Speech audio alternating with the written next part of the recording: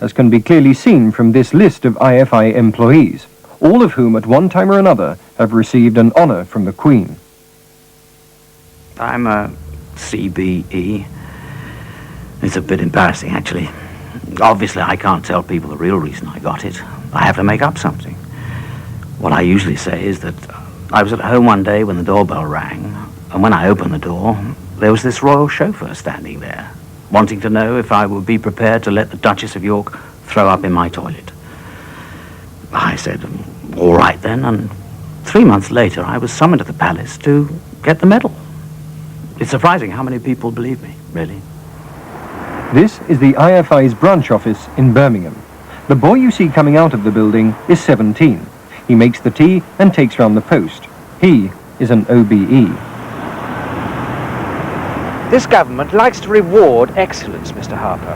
The IFI regularly achieves excellence, and so it is regularly rewarded.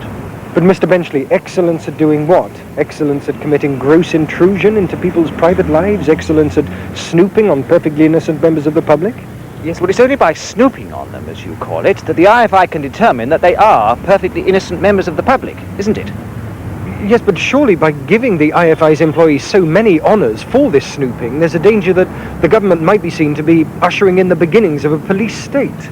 Now, you see, I resent that sort of talk very much, Mr. Harper. It seems to imply there is something wrong with the idea of a police state.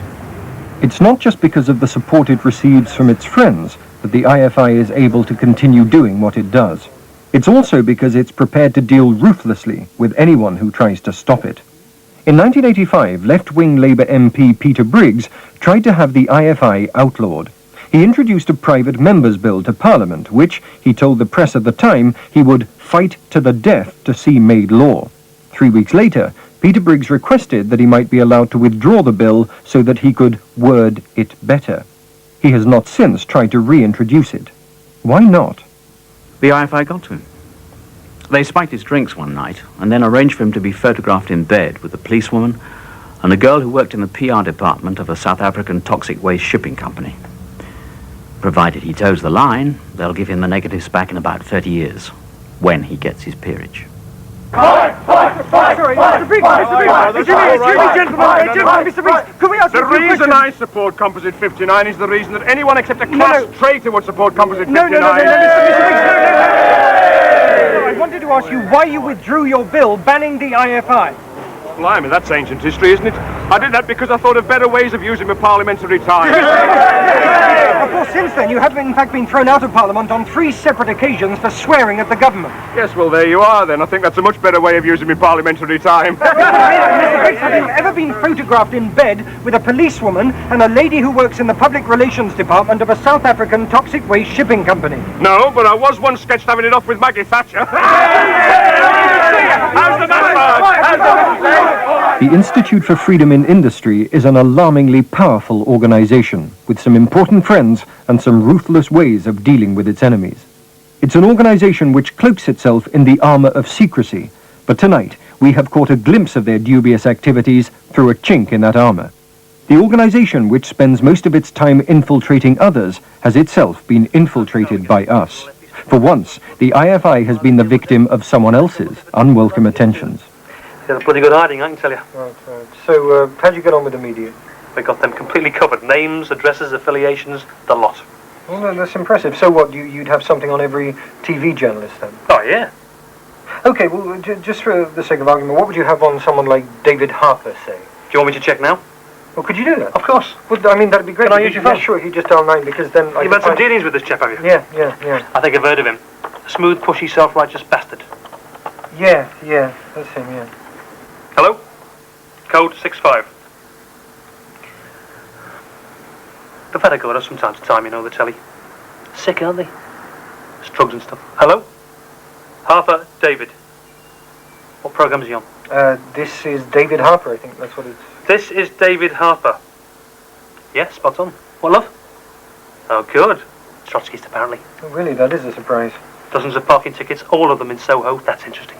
But that's where his office is, I would imagine. Yeah, but ask yourself why his office is in Soho. Here's the answer. Sex life. Well, I'm not terribly interested in nothing for months, apparently. Shame. Well, what about the description of him? Description, please, love. Height 5'11", build stocky, eyes brown, hair black, complexion swarthy, foreign looking, different sized nostrils. Hang on, love. Have you just put a wig on? No, Mr. Gould, I've just taken one off. This is my own hair, my own black hair. These are my brown eyes, and these, incidentally, are my nostrils. But that means that, hang on, I can't think about this. Well, let me explain, Mr. Gould. My name is Harper, David Harper. Do you remember we were just talking about me, and over there is a concealed television camera. You're on television, Mr. Gould. Wrong number. Yes, well, as I was saying, that's one of the people I pretend to be, an area director for a company, an organisation that I pretend does all sorts of things, but it doesn't come You'll have to do better. What else would you like me to pretend to be? You'll have to do better than that. We know a great deal about the IFI, and we know it does all the things you've talked about today.